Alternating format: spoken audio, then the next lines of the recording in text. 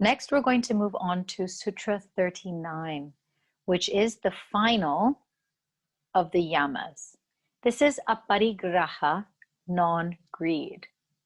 And non-greed is very linked, actually it's linked to all the others, but it's linked to non-stealing.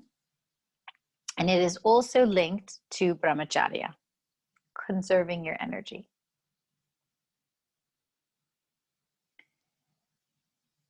Hoarding is a form of stealing, as I mentioned previously. If you have too much of something, you are stealing its use from somebody else.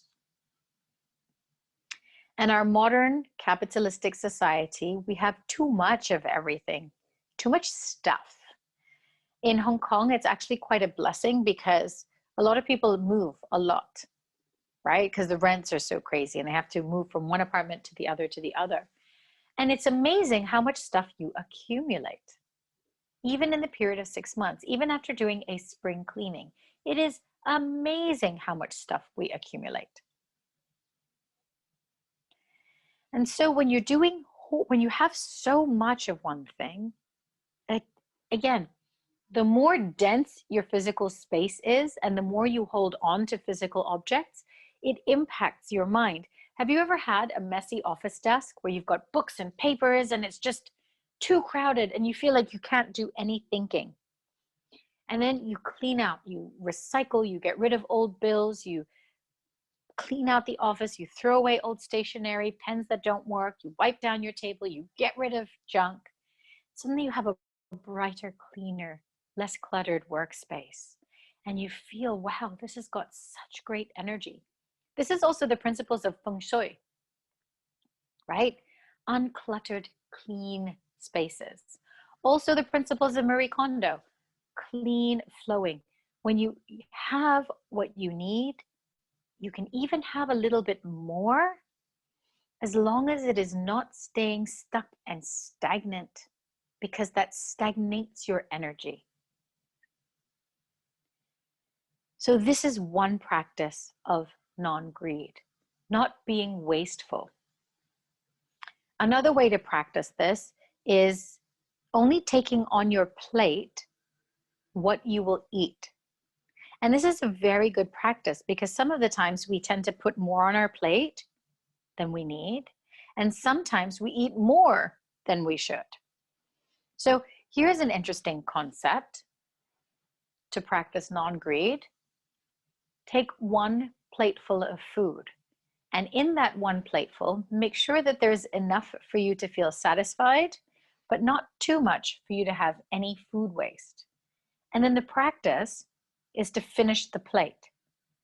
No matter if you're still hungry, no matter if you are super full, finish the plate. Or, I know this is the case in a lot of Asian households where we serve food family style, where you have dishes in the middle and people take only what they eat. And that way the food that is still remaining can get kept and eaten another day. This is not wasting. So looking at your food waste is a wonderful way of practicing non-greed. Same with decluttering your house. It's a wonderful way of practicing non-greed, but when I say declutter your house, it can be overwhelming. You just want to dump everything. But in a way where you can actually allow somebody else to use something. So when we clear out our old electronics, we wipe them, we restore them, we upgrade the software, so it's practically brand new for somebody else to use it in a good way. And then we go out and mindfully donate that. That is, again, keeping up with the use of things. It is not wasteful. Another way of practicing non-greed is with gift giving. And in this, it means you scratch my back, I scratch yours. It can also lead to bribery and corruption. When you give a gift to someone, they're obliged by reciprocity. They'll feel the need to reciprocate and give you something back. And the way you give and the way you receive is a practice of aparigraha. So when you give a gift, what is the attachment? Have you ever given a gift to someone and then you find out that they actually regifted it to somebody else or they gave it away and you feel very offended by it? Actually, you are attached. There's no selflessness in that giving. There's no selflessness in that giving. If you give a gift, you've given it. It is done. Lose the attachment to how that person receives the gift. If they give you something else in return that is not even near the value of the gift, how do you react? How do you react? Most of the time we'll be like, oh, I'm not appreciated. I'm not as much of a good friend. I need to reevaluate things. Sometimes we overthink that. It's very interesting to watch your mind. And in the art of receiving, do you feel obliged to give back? If somebody has done something very nice for you, do you feel like you owe them a favor? And so this idea of giving and receiving it needs to be very, very clear. Not that you feel obliged or bound or biased towards anything because somebody has been very generous with you. You have to maintain your neutrality in all of it. And this is really in regards to corruption, running a business, scratching each other's backs. This has to be something that we need to be very aware of in our world. If you're going to give something, give it wholeheartedly, give it freely, give it cleanly. If you're going to receive it, make sure that that is also the intention on the other person's part. Because if somebody gives you something and they're like, well, I gave you this and I expect you to do this, this, this, and this for me, you're in a tricky position and you don't want to be in breach of any of your values. And a lot of the times we don't think of things like this. So when we are practicing non-greed, our lives are free from clutter. And actually, we are free from any sort of unnecessary desires. Remember yesterday, it's impossible to not have a desire. Sri Swami Satchidananda said it so himself. Can the mind be desireless? No, but we can prioritize our desires. There are deep-rooted heart's desires that we want to accomplish things in our lifetimes. It is what drives us to have the careers that we have. It's what gives us meaning in our lives. And there's absolutely nothing wrong with that. And then there are low priority desires. Little desires that actually it would be nice to have, but if we really think about it, we're just as fine without it or with it. It doesn't make a difference. By cultivating this practice of aparigraha, and we don't really pay attention to so much of these extra desires. We don't really require more than what we need. And we are clear in our minds and in our spaces, and clear in the giving and receiving in our relationships. The sutra reads, a thorough illumination of the how and why of one's birth comes. A thorough illumination of the how and why of one's birth comes. What does this mean? This means if you clear out the clutter of what you feel you should have just because other people have it, when you get rid of that notion and that nonsense in your mind, you discover your life's true purpose. And so many spiritual seekers, they receive knowledge and they have these heart's desires, but they don't know how to direct it. They don't know where to put it. What am I meant to be doing with my life? What am I supposed to be? What is my purpose? What is my reason for being on this earth? cultivate aparigraha. Clear out the clutter. List out, if you need to, every single one of your desires, and then prioritize it. Get rid of what you can do without and hone in. And ask yourself, why do I want this? What is my intention behind it?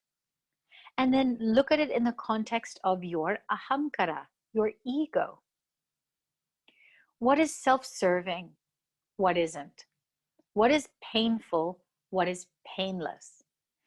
And then once you have a picture of this in your paper, in your mind, you discover purpose, a thorough illumination of the how and why of your birth becomes apparent.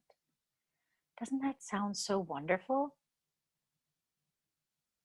Doesn't that sound, I know why I'm here, and I know where I am, and I know my journey forwards, and I recognize that everything that's happened to me in the past had to happen for me to be here, so that now I have this sense of purpose, and I can use every single one of my life experiences to take me forwards, because nothing goes to waste. Our universe works in very magical, powerful ways that we simply cannot understand with the limitation of our own minds. Back in the day, when I was considering monastic life, I spent a lot of time speaking to different swamis and monks around the world in my travels. I was kind of on this soul journey for about 1.5 years. And I was at the Yogaville, Swami Satchidananda's ashram in Virginia, spending a few weeks there studying and serving. And what was quite magnificent was they have an ashram library. So when we had quiet time in the afternoons, I'd go into the library and read some books. And I got to chat to the Swami that was on duty running the library. And I asked him about what made him decide that monastic life was for him. Because it was no surprise. I went to the ashram saying, listen, I'm not ready to commit anything. I'm here kind of on a research experience of exploring what monastic life is like. And so if you don't mind, I'm going to live and serve at the ashram following this, but I'm not making any commitment one way or the other, because if I do make the commitment, it's it. I don't want to start it and then change my mind and back out. So that's how I was doing it. So I sat down with Swami Murugananda and I said, well, what made you want to become a Swami? And he was telling me a little bit about his life history and how he was living and working in New York City when he met Swami Satchidananda, and the knowledge that he gained from Swami Satchidananda. He just knew it as this deep calling in his heart that he wanted this knowledge and he wanted to know what it was like. Well, I mean, he just wanted to know this enlightenment. He wanted to experience this enlightenment. And so he left everything in New York to follow Swami Satchidananda and became a monk, and now lives and works at the ashram. And then he turned around and he's like, well, it's really funny because actually, before I really wanted to become a monk, I actually really wanted to become a librarian. And I kind of looked at him and I said, but you are a librarian. You're running the ashram library. And he looked at me completely surprised, like he hadn't even realized it before. And he said, I guess I am a librarian. And now that desire of mine has been fulfilled. And he realized this for the absolute first time in his whole life. And we had a really big laugh about it. And then he said to me, the universe will fulfill your heart's desires, even if you follow the path of spirituality. Because Swami Satchidananda said, the practice of aparigraha is something like chasing your shadow, right? You're running around trying to chase your shadow, chase your shadow, chase your shadow. But if you stop running after impermanent things and you turn around and you face the light and you know yourself first and you seek the peace inside of yourself above all else, and you walk towards the light, guess what? That shadow is now following you. And this is the concept of non-stealing. All wealth comes. Stop chasing your shadow and walk towards the inner light of wisdom. Know yourself first, and everything will follow. And I truly believe it, because the same thing happened to me a number of years later. Before I went into this world of exploring monastic life, I had a corporate job in organizational restructuring, corporate communications, and corporate social responsibility. But by this time, maybe this is 2013 to about 2016, around about that time, I was fully all in yoga teaching and yoga teacher training. And then I get a call from the ashram because they are restructuring, and they wanted to connect all the different integral yoga centers around the world and all the different integral yoga sanghas, communities around the world, and have some sort of cohesion. And so I said I would volunteer, and we had this global task force come together. And when I looked at what they were trying to achieve, I thought in my brain, that's really funny. This is what I used to do in my corporate job for multinational organizations. The universe will not waste an ounce of life experience that you have. Everything, even if you don't want to do it, the universe will take it and make sure you put it to good use. Because everything that has happened to you in your past is there to teach you something. Every human being you come across is a teacher. Those that will teach you how you want to be like, and those that teach you how not to be like.